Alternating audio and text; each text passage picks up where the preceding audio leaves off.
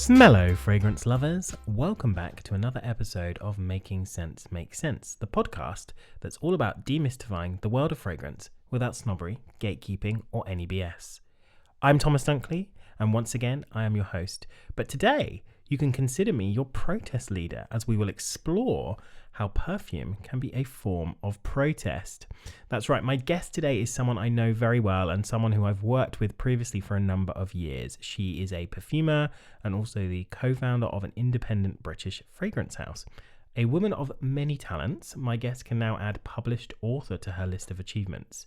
I'm of course talking about Pia Long, perfumer at and co-founder of Olfiction. Now, you may know Pia from the work she's done for Eau de Boujee, which is the brand that she co-founded with Nick Gilbert, but also for brands like Beaufort London, Zoologist, and many more. Pia has written the most fantastic and unique book. It is called Demo Accords, and the premise is really simple. 10 essays on the state of the world and the fragrance industry, each told from Pia's unique point of view, and each with an accompanying perfume. You see, perfume is the medium through which Pia tells her stories, and to do so, she's published each of the formulas in full within the book.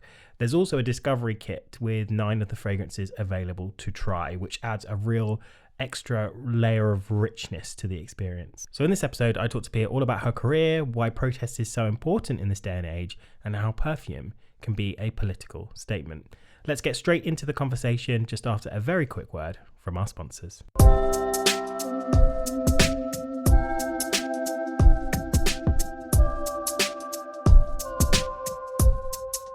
This episode of Making Sense Make Sense is sponsored by Carium. Did you know that smell is the only one of our senses that doesn't have a specific language? To talk about the smells we experience, we must borrow from our other senses, relying on the language of texture, colour, sound, taste, and emotion to describe what our noses experience. Carium's innovative AI technology puts language at the centre of the user experience. Using a large language model built with vast amounts of textural data, it maps how scents are described in language, coupling this with the customer's own word associations to guide them to unexpected fragrance matches. It's not just about AI, it's about immersive storytelling through scent, allowing customers to see, smell, and feel fragrances in a way that connects to their memories and emotions. The Scent Sommelier uses language to deliver a precise personal recommendation that feels both scientific and emotional in 3 easy steps. 1. Customers select the type of fragrance they're searching for from a choice of up to 16 fragrances from a single brand or multiple brands. 2. They tap through a series of scent and word cues, and with each tap, AI adapts. And 3. The Scent Sommelier identifies their signature fragrance, all whilst the customer smells along in an interactive experience. Carium's The Scent Sommelier launched in the UK last summer and can be found in Selfridges on Oxford Street as part of the Famine counter, and also at the Richmond fragrance boutique Parfum La Danse. So why not pop in and see how the language of scent and Carium's innovative AI solution can guide you to discover a new fragrant love.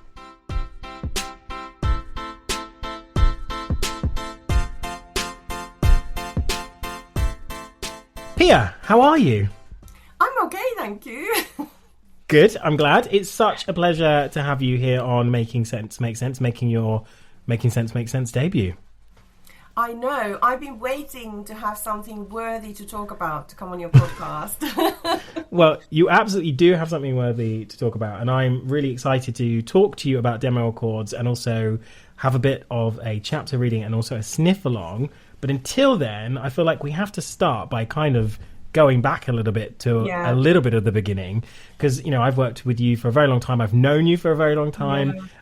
So I know that you've had a really interesting career, and we've talked about this a lot, personally, when we talk about something, you go, yeah, well, I did that for a while, and I did that for a while, and you have this like fascinating history of doing all sorts of things, working in IT and training and all sorts of different things, and also really importantly retail and fragrance retail. But I'm really curious because you became a perfumer, what, is it 10, 15 years ago now, I would say? More than that, much more than that. Really? So I started pursuing perfumery very seriously in 2005. Okay, so we're like 21 years ago now. Yeah. So that's when I started kind of pursuing it. And then I got to a point where I got past my first initial amateur experiments at home to then actually being made a junior perfumer for a cosmetics company, and that was about 17 years ago. So all my life, I have been one of those people who can only stand to exist if you're creative and you're doing some kind of creative output. And you obviously create with what you have around you, what you have familiarity with, what you understand on some level. So I would journal, I would draw, I would paint, I would write. I even sang in a band and a choir. So literally every possible way, dress up. I always think of myself as someone, I want to be behind the scenes. And then I look back at what I've done through my life, and every possible cosplay, over the top school production, I'm there on stage in the most ridiculous wig, and I think, okay. So there was a time when I had almost like a Harry Met Sally moment with perfumery, where I had started to sell perfume as a 13-year-old. My first ever job on work experience from school was to sell cosmetics and fragrance. And then I kind of returned to that job through my teens and through my early 20s as something I just did to earn money while I was educating myself to do something completely different. And then, in that sort of moment in 2005, I had a really distinct moment of kind of pulling on all sorts of threads that had gone on before and had always existed, and suddenly had this total realization that I wanted to create with fragrant materials. And it was one of those moments where a whole load of stuff from before came together, and then I suddenly thought, now what? Now what? I'm just very jealous that you got to do your work experience in a fragrance setting. I had to work at a garden centre. Oh my God. No shade for garden centres, but can you imagine me around plants? No, thank you. No. So you kind of are one of these people where creativity is your driving force, and now you get to do that full time. So working at Olfiction, you're creating for yourself, for Eau de Boujee, the brand, working with Nick, but also creating for other brands. So I'm kind of curious, what kind of tickles your fancy most out of those? Because I imagine the creative processes are so different from when you're doing it to a brief from someone else and when you're doing it with Nick, which may be a little bit more freer, or do you just enjoy both equally? I enjoy all of it. They are different, but they use the same skill set, just maybe balanced differently. And I relate to the different stages of the process almost as different gears in your brain or different sort of moods that you inhabit, because you, on one hand, have to start every creative process, even if it's for shampoo, you have to start it from a point of almost playful discovery and almost kind of naive exploration of the raw materials or the brief, and you have to allow yourself that state of dreaming and playing and total freedom. But then you have to put on a completely different gear, and your brain has to be sort of a real kind of super critic of your own work, and that's where it also really helps to have Nick there with his expertise. I trust him more than anyone else on this planet on his opinion on fragrances. And he's developed a skill set of talking about scents and communicating with perfumers and with clients in such a way that it helps both achieve the best possible outcome. And so you have to become kind of a critic of your own work and look at it much more objectively and test it against the brief and figure out, did it actually meet the brief and all that stuff? And then, you have to kind of cycle back to being a bit of a dreamer. And then there's a phase as you get closer to finishing an accord and you feel like, okay, this accord does have some sort of merit to be worked on further. You then have to put an engineering hat on and you have to go in with a scalpel, engineer or surgeon or something very precise.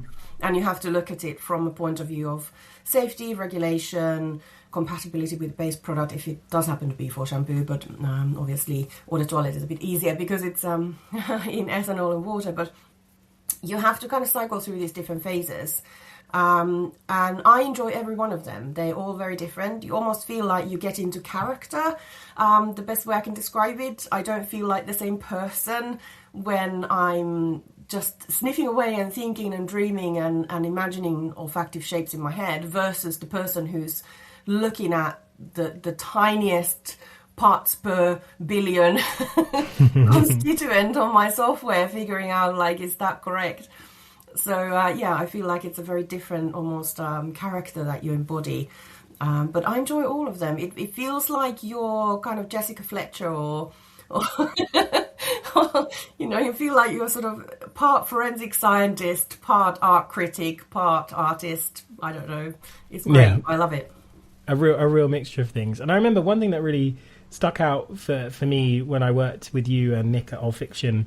Obviously, I learned a huge amount working for a perfume house and seeing the development process. Was you once described perfumery to me as creative problem solving, and that really stuck with me. Can you talk a little bit about how you see it as creative problem solving?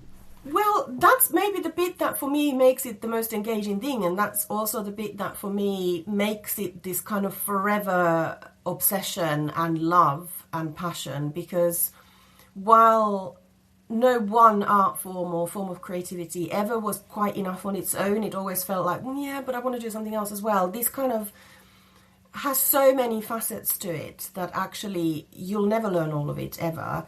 And you have to kind of actually embrace the fact that you'll often be humbled by your own attempts at something or by some new change in a law or whatever, and you have to go back and reformulate or whatever. So, or client will request something completely abstract and you have to address that in some way.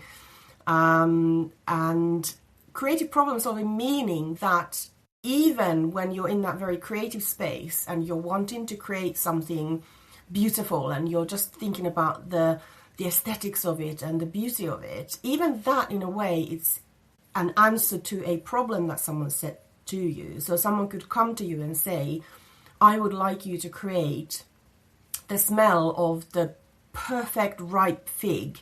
And now you've got multiple problems straight away to solve. First, how to do it in such a way that hasn't been done before and won't smell tired and oh, well, that's just a rehash of everything we've smelled ever before. How to do it in such a way that you're still in some way authentic to your own perfumer signature. How to do it in such a way that the client will love it. How to do it in such a way that the client's customers will adore it.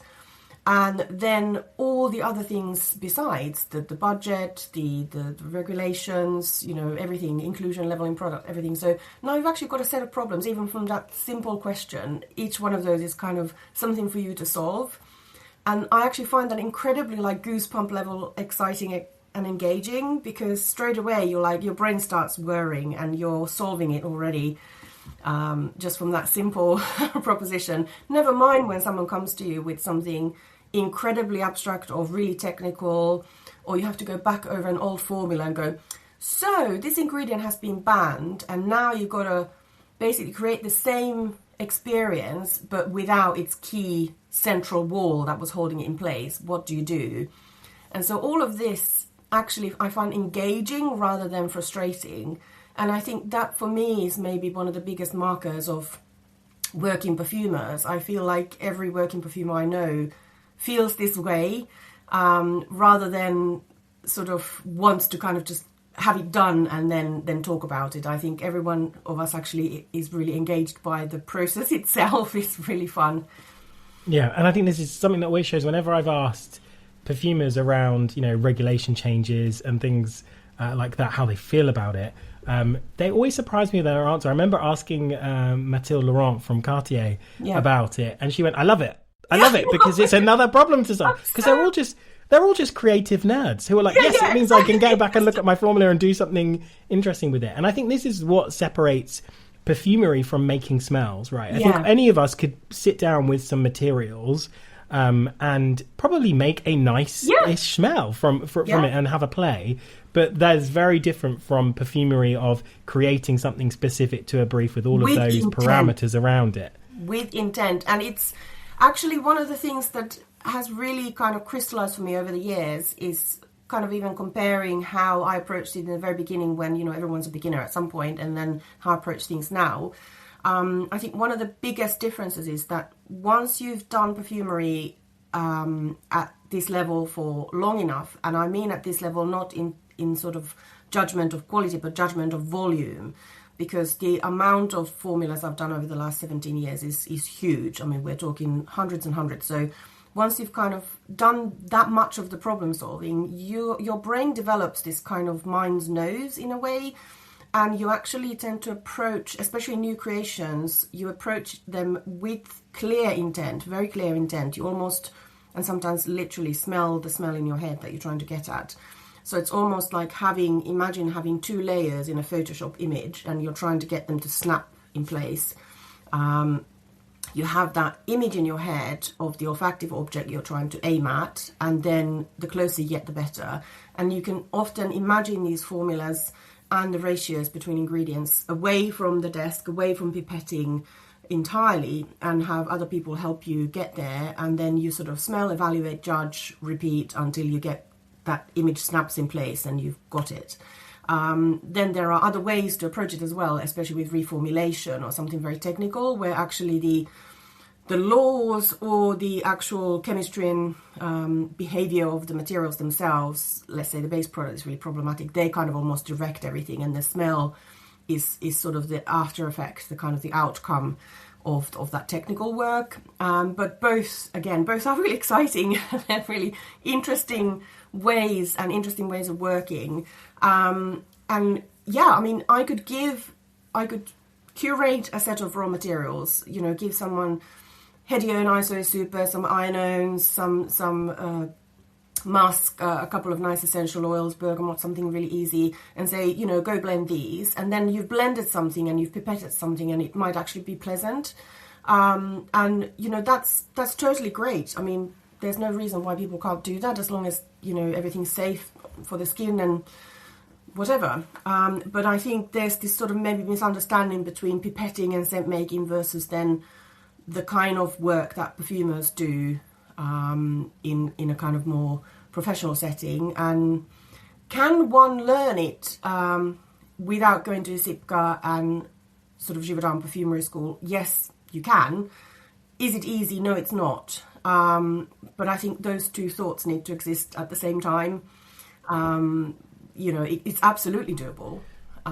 But is it easy? No, it's not. Yeah. And is it this image of a perfumer sat at their desk blending and sniffing is sort of a bit of a misconception in that way? You talk about the mind's nose. It's actually, a lot of it is you will evaluate your materials when they come in. They're stored in your brain. They're there. You have your problem. You go, you work on your formula. It gets compounded for you. You smell it and go, or actually, you have a thought about it.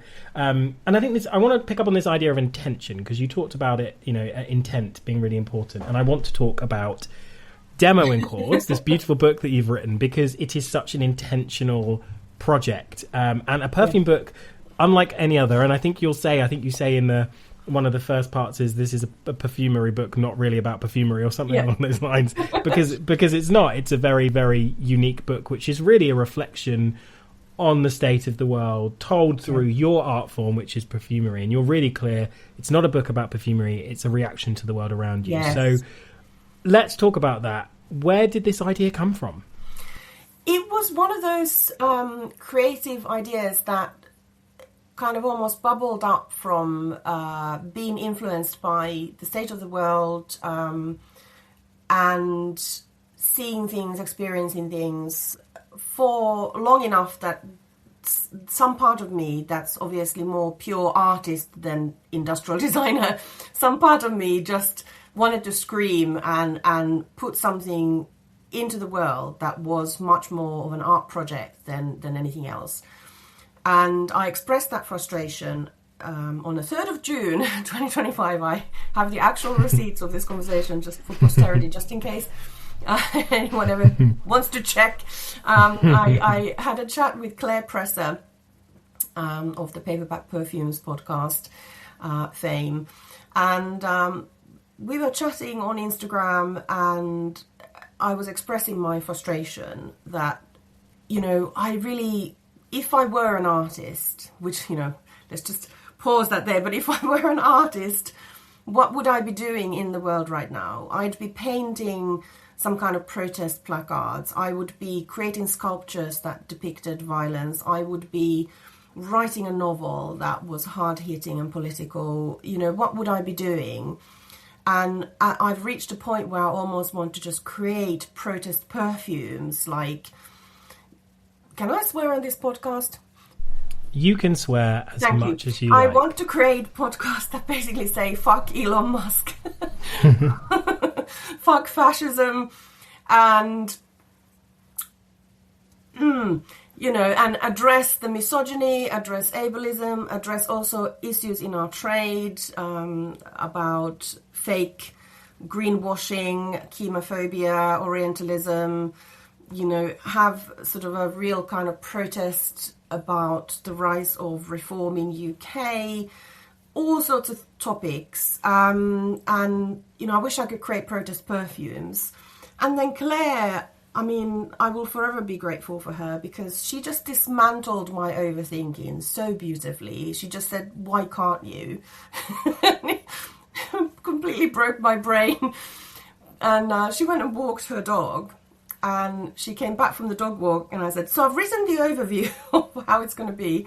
This is what I'm going to do. And I came up with the idea there and then, immediately wrote into a notebook 30 broad ideas of what the chapters and the topics could be, and immediately thought, actually, I can do protest perfumes, but they need to be accompanied by essays. And the perfumes and the essays themselves have a sort of overlap in such a way that the perfumery will be a type of narrative device. So it won't just be, oh, here's a perfume I've made that has the name of the chapter. No. It has to be symbolic. It has to be integrated. The perfumery itself has to say something itself, so that one alone wouldn't be enough. You couldn't look at the chapter alone or the perfume alone and understand fully what the message is. You kind of need both. And so then once I pitched the idea to Nick, he looked excited and terrified all at once.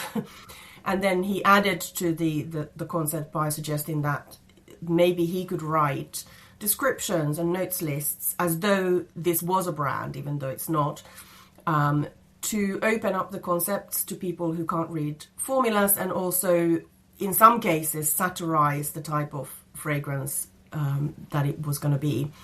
And then I made sure to commission artists for most of the chapters. So I wanted to get independent artists paid. And so we had an actual street artist, which I felt really appropriate. I wanted a street artist. I wanted someone who would actually sort of graffiti my messages onto the cover, quite literally, in a form of protest. So we had a Brighton street artist create the cover. And it's an actual stencil that was then scanned in, so it is an actual graffiti. And then various illustrators joining in to illustrate the chapters. And it is a short book, but it's quite condensed, quite intense. There's a lot in there, isn't there? There's a lot of different subjects, and this whole idea of perfume as a protest is really, really fascinating to me. But I think what's really key about the book is you're actually taking fragrance away from the context of being a consumer product. You're approaching it purely as an art form. So for you, is it a case of, instead of painting how you feel or writing a script as a commentary, you're using perfume as your narrative device? Exactly. And it was really, really important for me that we weren't going to make a brand, or we weren't going to make a charity product. And I've had a lot of questions and a lot of pressure after people have smelt the perfumes and have had the kids to say, oh, but I'd really like to buy this.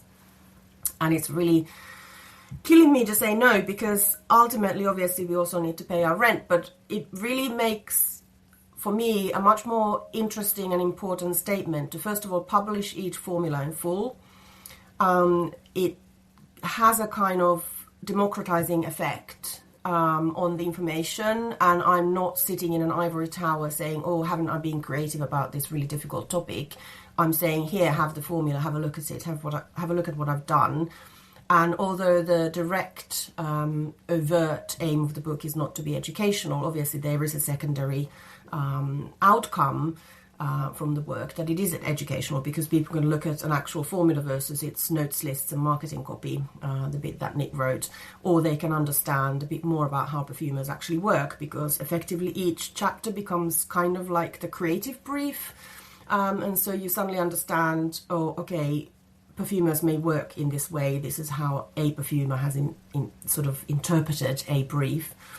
And we wanted to make sure that from the smell kits, which really just have to exist as a vehicle to get the smells out to people, we would have enough there so that people can actually scent as they're reading, so that they can understand what's being said through the perfume formula, and that was really important.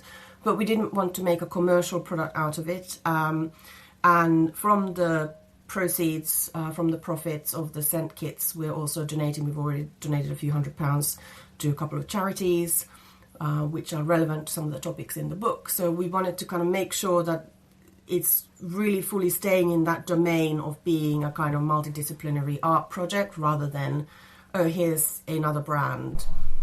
Yeah. So fragrance is the narrative device. Yeah. Here. And I'm really curious about how you approached utilizing the perfume formulas as a way of telling the stories. Is every single line of the formula having a purpose and a meaning for you when you're creating in that way? Yeah, definitely. I mean, there's some lines on any formula you ever make that are there for almost technical reasons. So if you're thinking about something, it has to last a certain amount of time, or it has to lift off of the skin if it's meant for skin, whatever. So some of the lines are there for kind of as sort of the supporting scaffolding, if you like. But even those are chosen with intent for obviously how they would work in that particular composition, clearly. But then there are many, I would say the most of the ingredients chosen are very, very purposeful and have really deep symbolism about what I'm trying to say. So, for example, in the chapter Fume, the olive absolute in the heart of the fragrance is super symbolic. And so, yeah, it's all very, very sort of deeply thought through.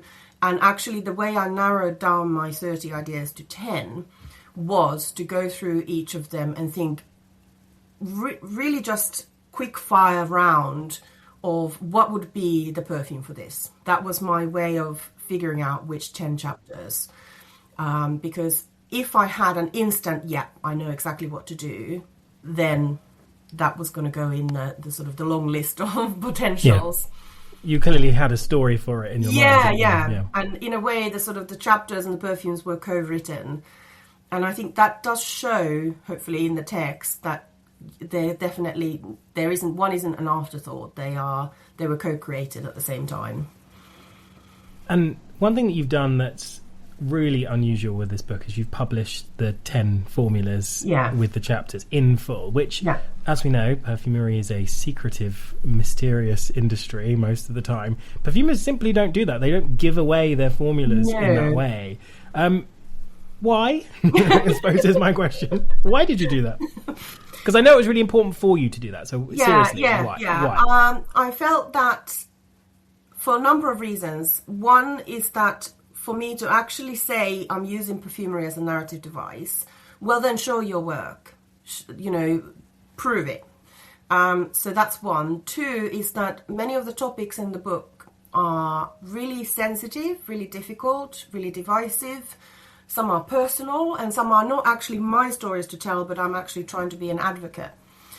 And I felt that it would be sort of gross to make it so that I'm centered as some kind of creative genius here. It's actually look at the formula, look at the chapter, look at the topics, focus on the work itself. And what better way to do it than to actually publish the formula? But also the kind of idea of sharing perfumery and making it less secretive, making it more open. And I'll return back to the idea that can people learn perfumery outside of the idea of this very narrow path that is actually designed to train and prepare corporate employees? Yes. And I almost wanted to demonstrate that. But at the same time, is it simplistic? Is it as simple as pouring a whole bunch of stuff in a beaker and saying, done? No. And so that also helps with the educational aspect. And then really also a kind of a motivational reason for using the perfumery almost as a Trojan horse to get the politics into people's lives. So where people inevitably would be curious about, I want to see 10 perfume formulas, let's go. And that might be their main reason for being interested in this work, but actually you're going to hear about trans rights today. Yeah. yes. Open. You spritz it. That is the exchange, the agreement that we have entered into. You're going to pay. And I mean, I tend to work in most cases for our actual business in such a way that I don't sell the formula itself, because our business model is based around creation of the actual fragrance and then lifetime supply of the fragrance oil for that product, because that's how we actually make our money. And that's typical in the fragrance trade. And I'm not advocating that each brand should publish their formula. That would be foolish in the current very predatory business environment. I wouldn't recommend that to anybody. But also in not making this into a brand, I had that kind of freedom to say, look, I might as well just publish it all. And it's also been very freeing, because no perfume formula can ever be objectively 100% perfect or 100% ready.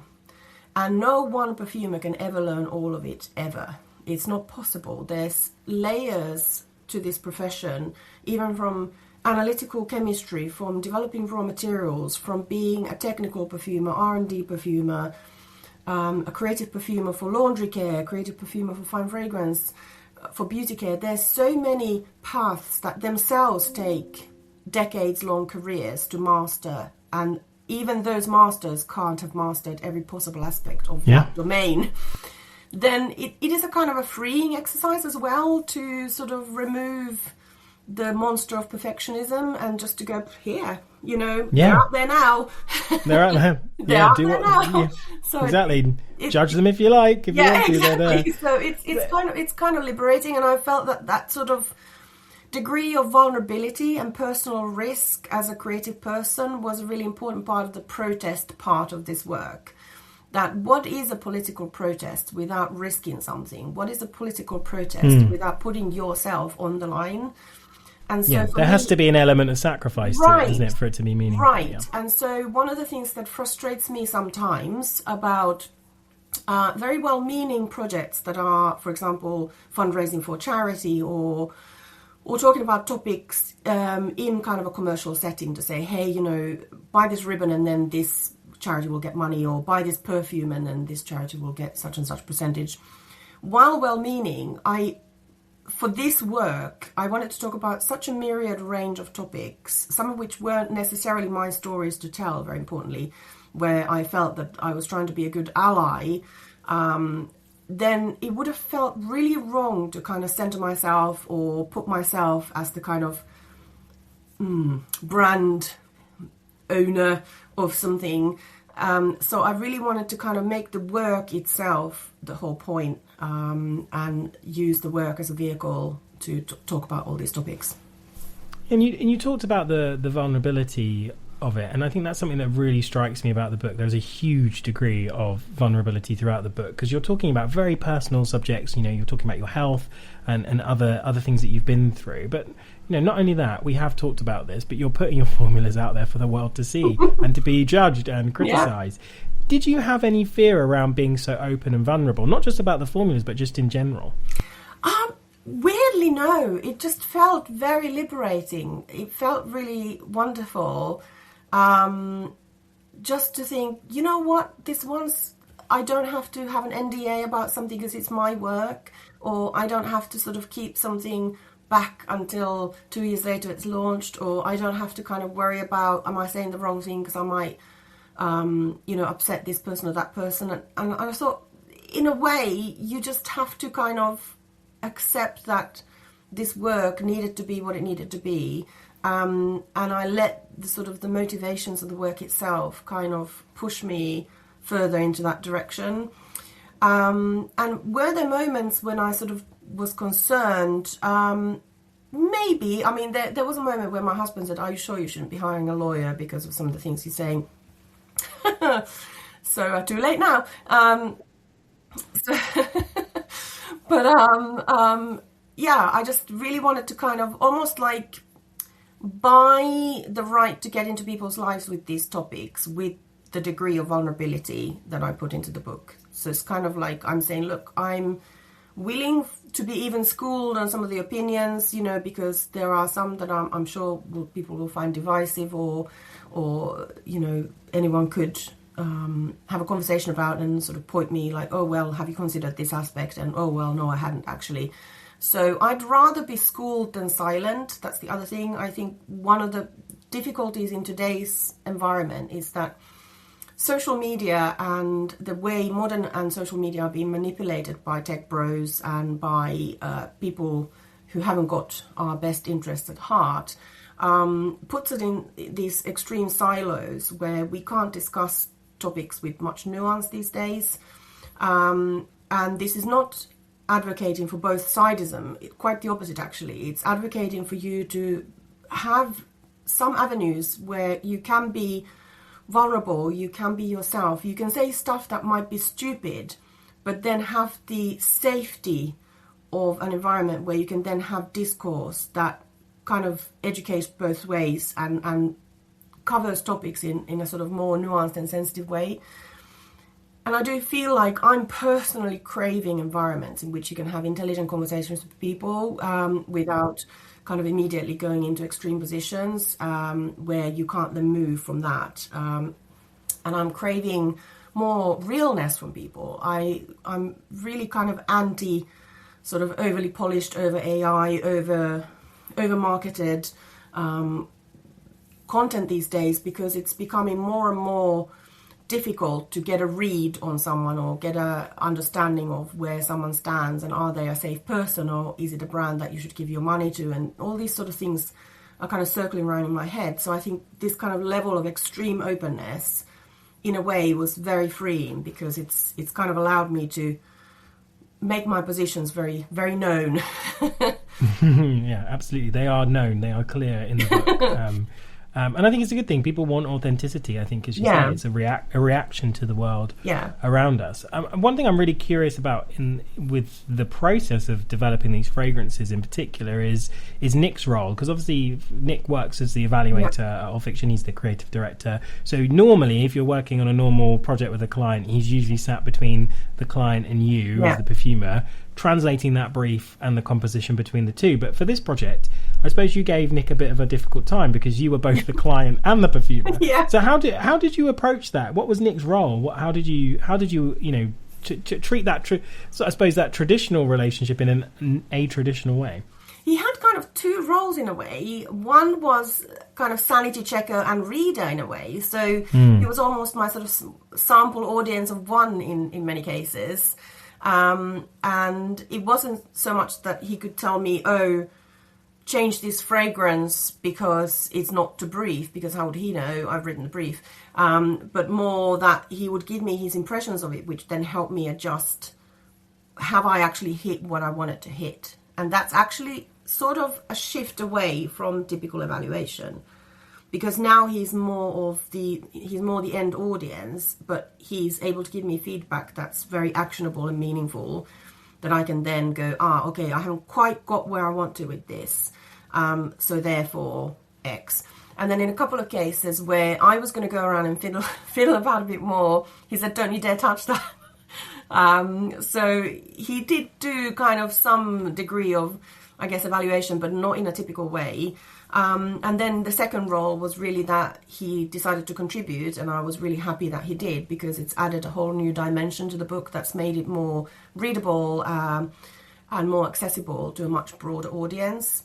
And it's added sort of a creative twist as well, which definitely in a couple of the chapters, especially Dupe This, it's added a sort of a layer of satire to my otherwise angry rant. So he's added some humour in there, and in sort of the actually as well, it's very humorous how he's approached it. And so I'm really happy that he chose to contribute, and the work is much better for it. Yeah, and he's gone on to write the descriptions of the fragrances in there, which is a kind of a nice companion piece to your text.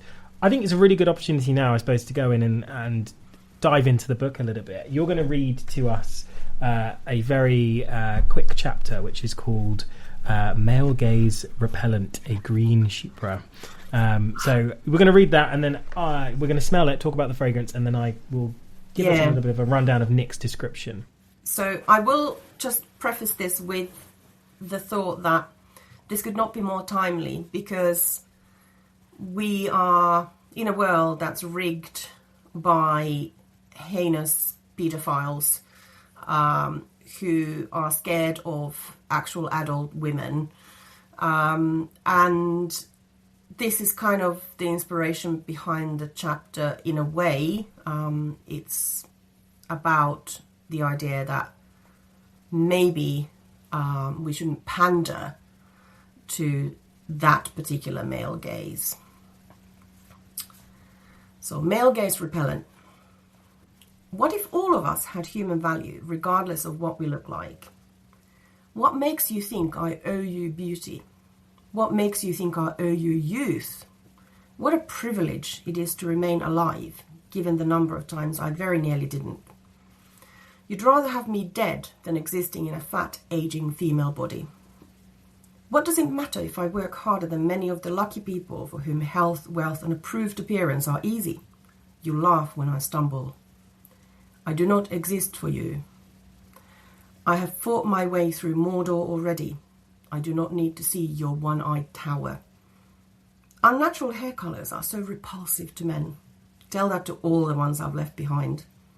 Maybe one day a glance from a great green-haired beauty will grant you the statuesque form you've always deserved.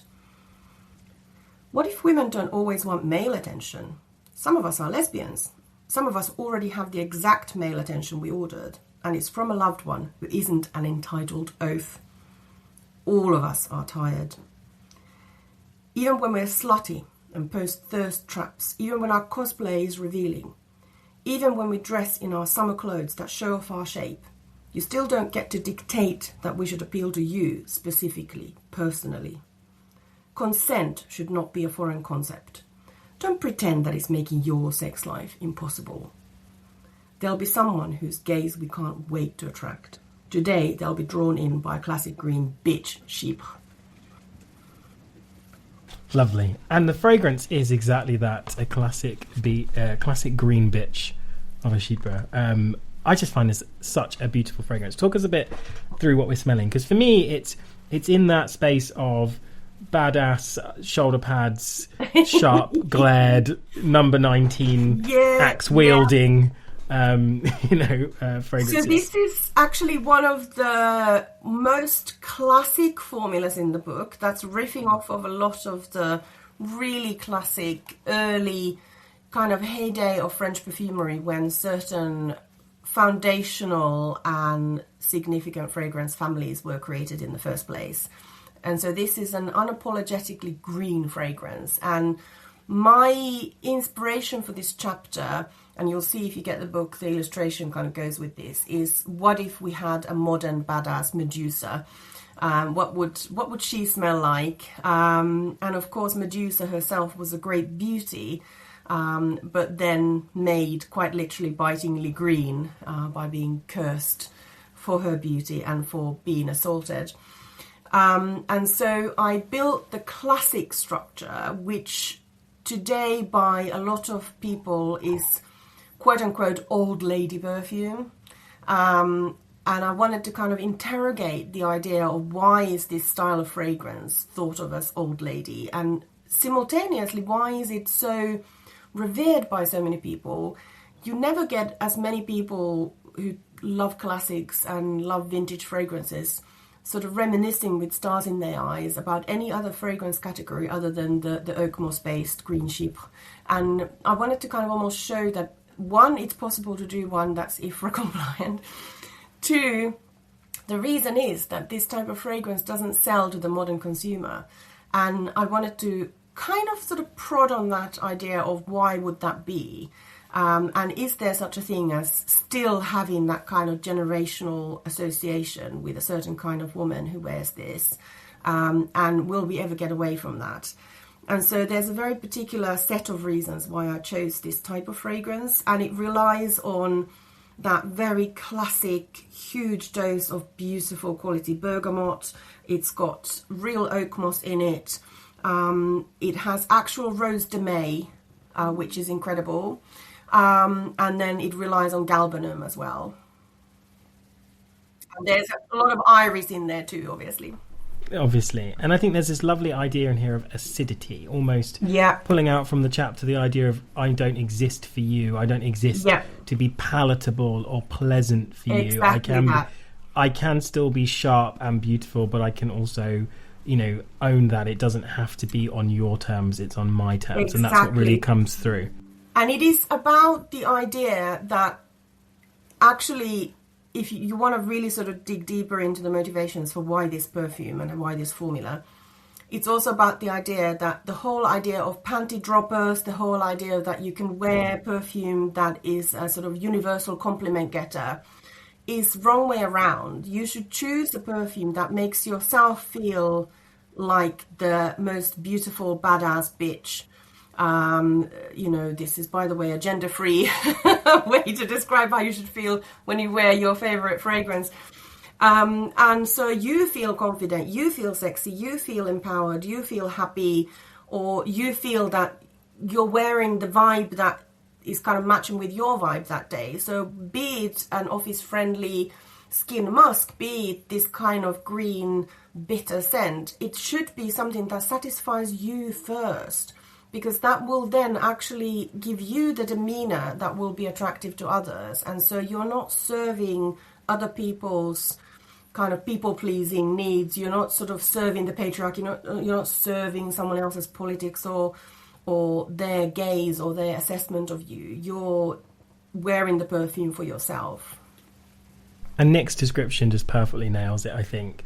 Medusa wears her serpentine crown with pride and pleasure, wielding a blade of vengeance, armour clad in patent leather, menacing galbanum, divisive aldehydes, uncompromising iris, vicious white florals, intimidating oak moss, ferocious leather. Avert thy gaze or suffer thy fate. It's wonderful. It's so good. It's so good.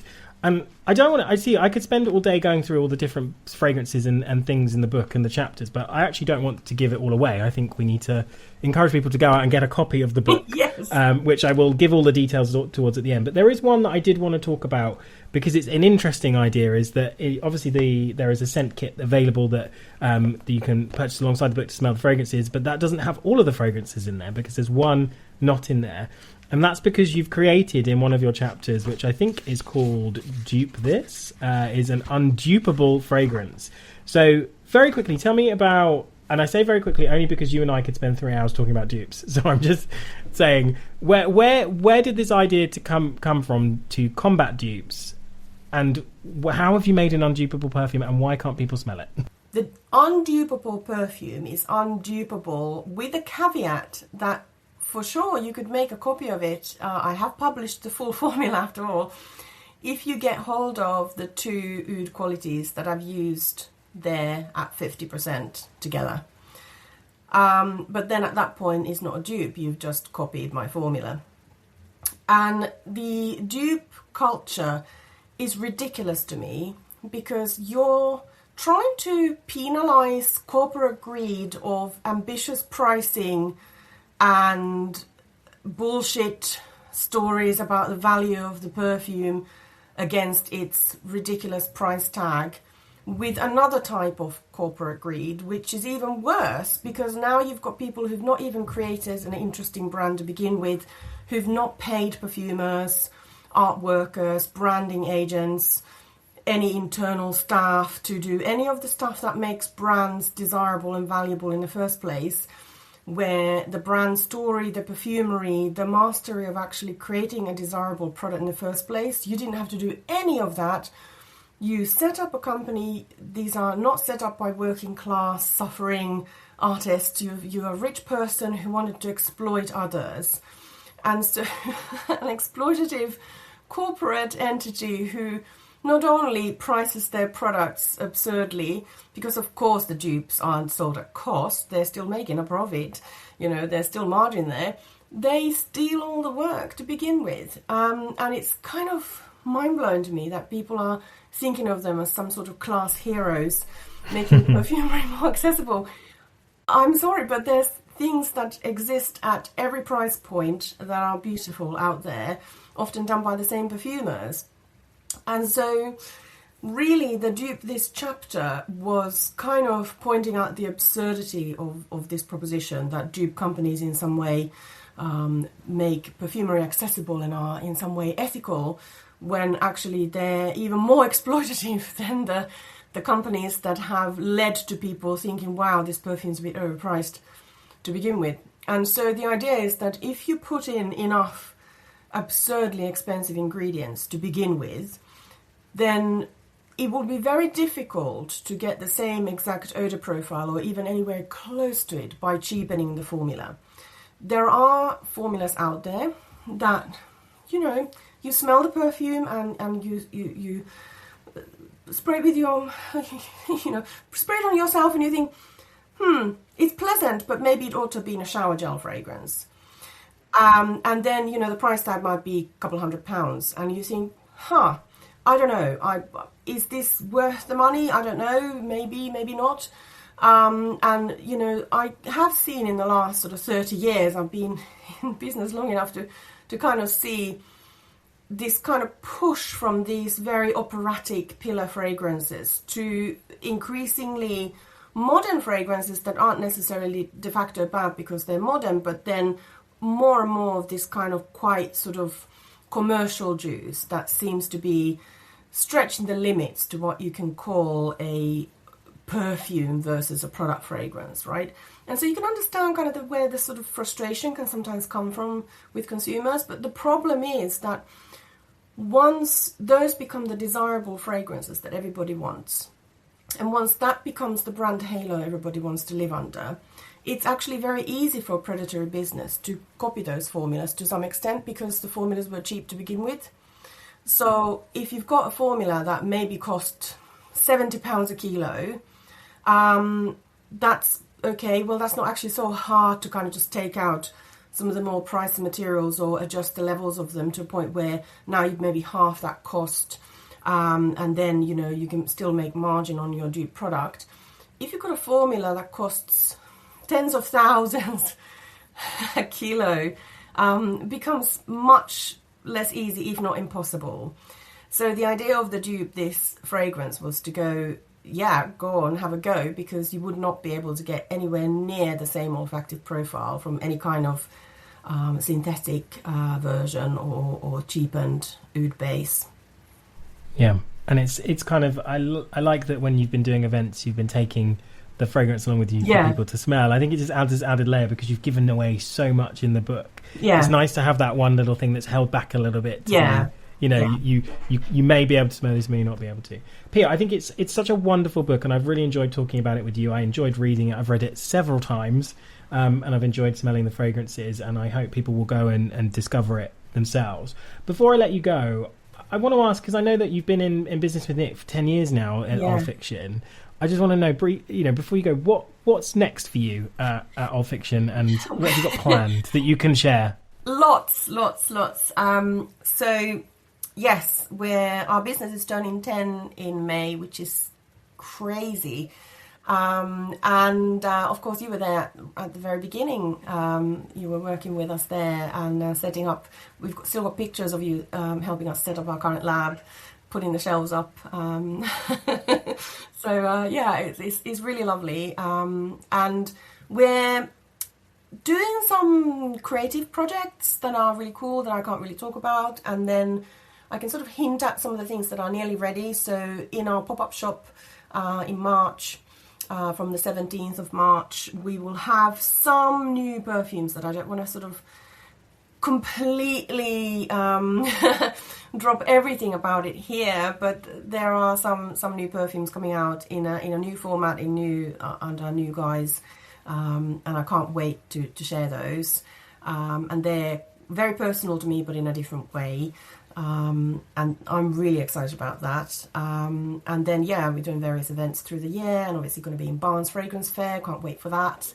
And we'll have the books and the kits and these new things there as well. The new things, yeah, very exciting. And so, there's a lot of things coming up, and then there's a few client launches coming up this year that I cannot wait to reveal, but they're not my secrets to tell, so I'll just have to wait to see them appear in the world, and then I can tell you all about them. Okay, well, we'll leave it there to avoid getting you into deep trouble. Pia, it's been an absolute joy. Always love talking to you about you and your work. Thanks so much for joining me on Making Sense Make Sense. Thank you for inviting me. I'm so happy that we got to do this.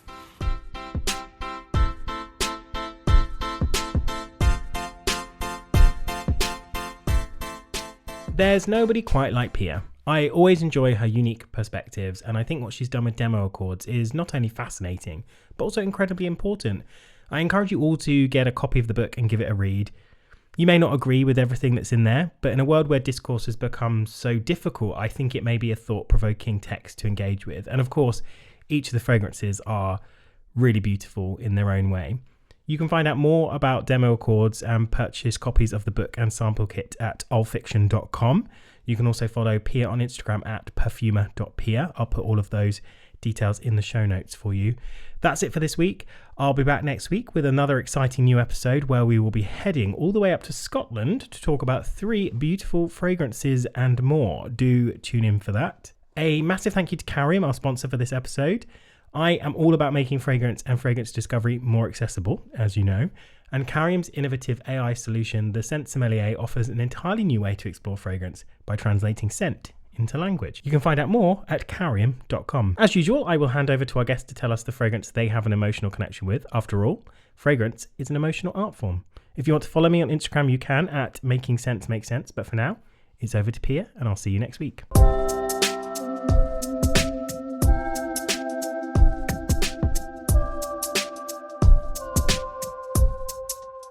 A fragrance I have an emotional connection with. The real answer is yes, everything, because you create with emotion. But a more narrowed down, sensible answer is Iconic from the Lab Editions we just released. It came from pure longing to be able to smell a particular smell again. And because cosmetics aren't scented quite that way anymore, I had to recreate it. And then in creating it again, I added a touch of extra fantasy and luxury. And it's been great to be able to conjure that up because other people have found comfort in it too.